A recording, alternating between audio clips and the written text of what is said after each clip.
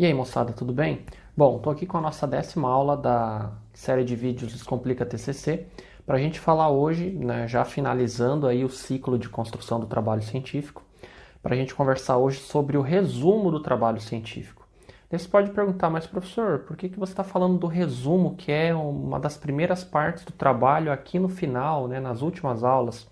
A gente já vai conseguir entender por que a gente só pode construir o resumo agora, nesse momento, depois de termos falado, né, da construção do trabalho praticamente todo. Beleza?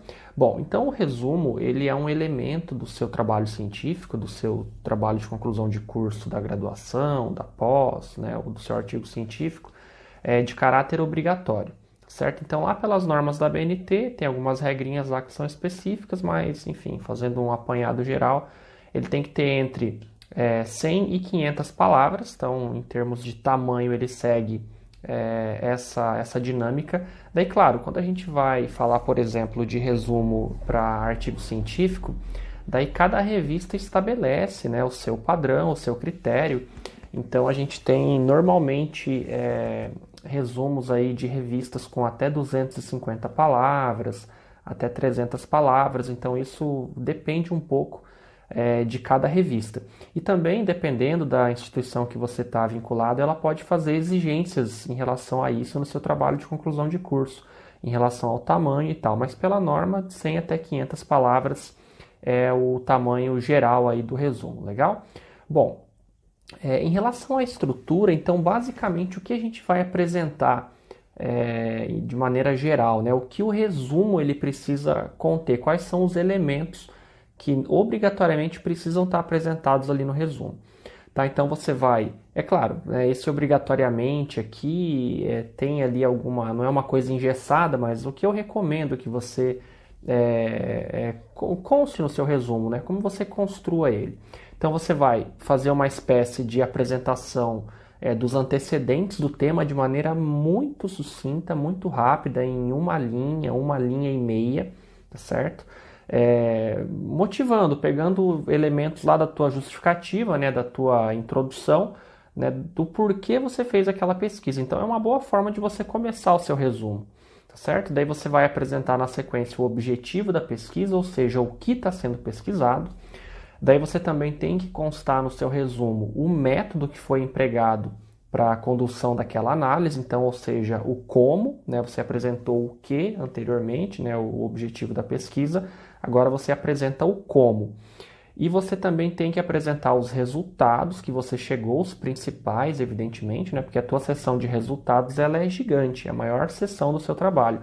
Então você vai fazer um apanhado muito geral dos principais achados que você encontrou na pesquisa.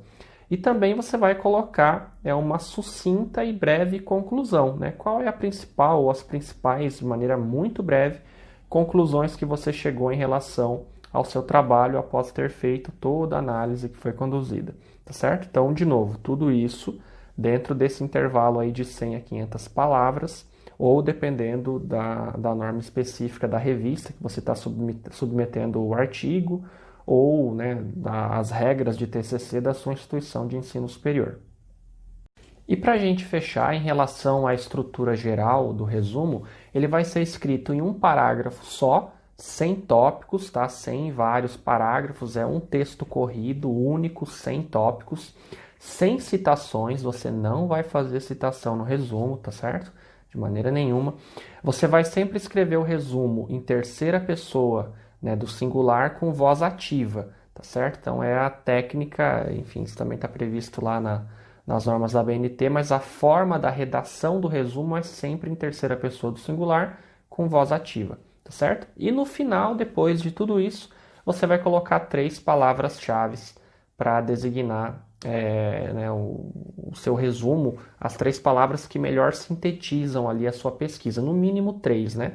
Então você pode colocar mais, também de novo, né? Regras específicas de revistas e da instituição de ensino superior podem moderar essa questão do número de palavras, mas pela norma, pelo menos 3 palavras-chave você precisa apresentar.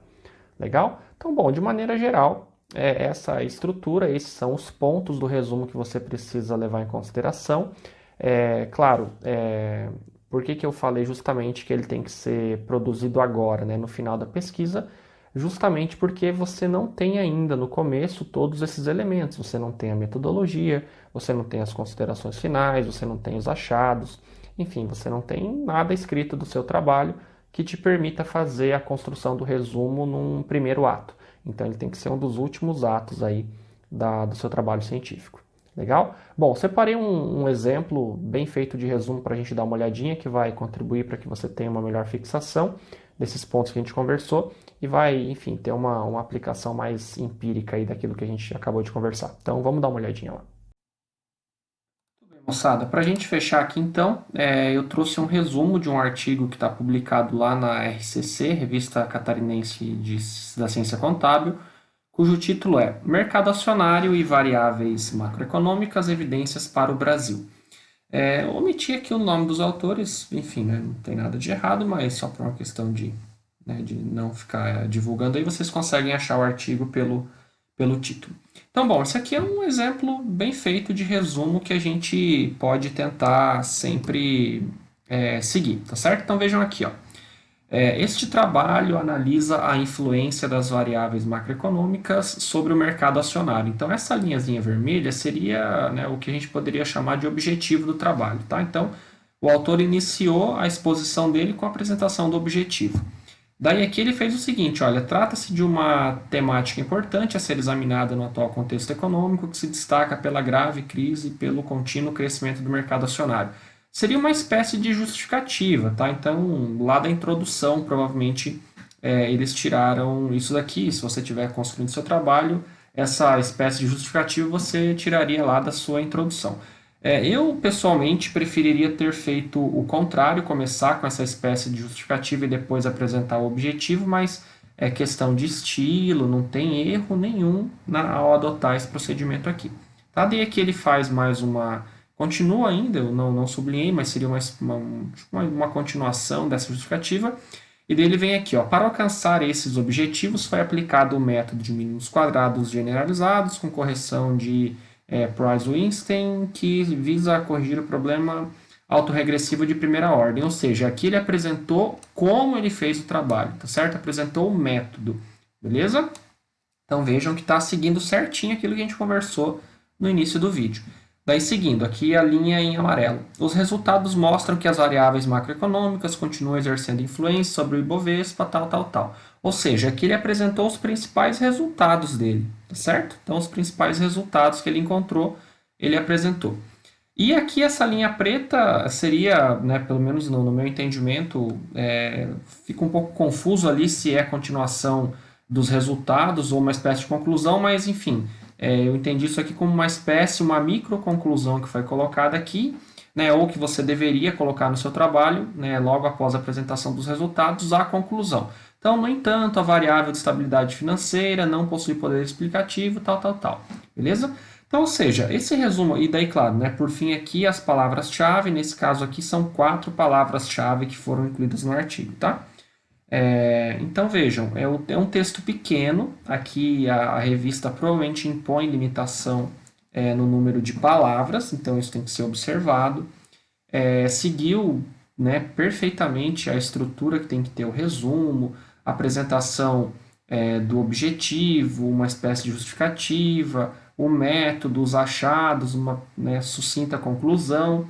Então, ou seja, está bem construído, está bem apresentado, é exatamente isso aqui que a gente tem que tentar buscar aí na construção dos trabalhos científicos aí, no caso de vocês, TCC, de pós ou de graduação e também, né, nos eventuais artigos aí que sejam submetidos a eventos ou periódicos.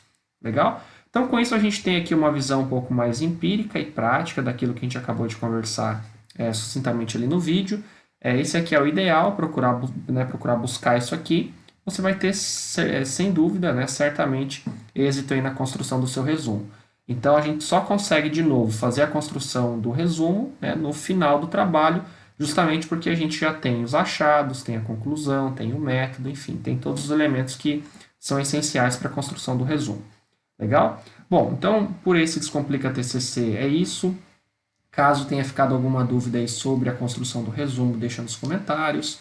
Peço que se inscrevam no canal, compartilhem com quem está estudando, fazendo TCC de graduação, de pós, artigo. Enfim, né, qualquer dúvida podem entrar em contato aí pelos comentários que eu respondo muito em breve. Beleza, moçada? Então é isso. Bons estudos. A gente se vê na próxima aula aí do Descomplica TCC.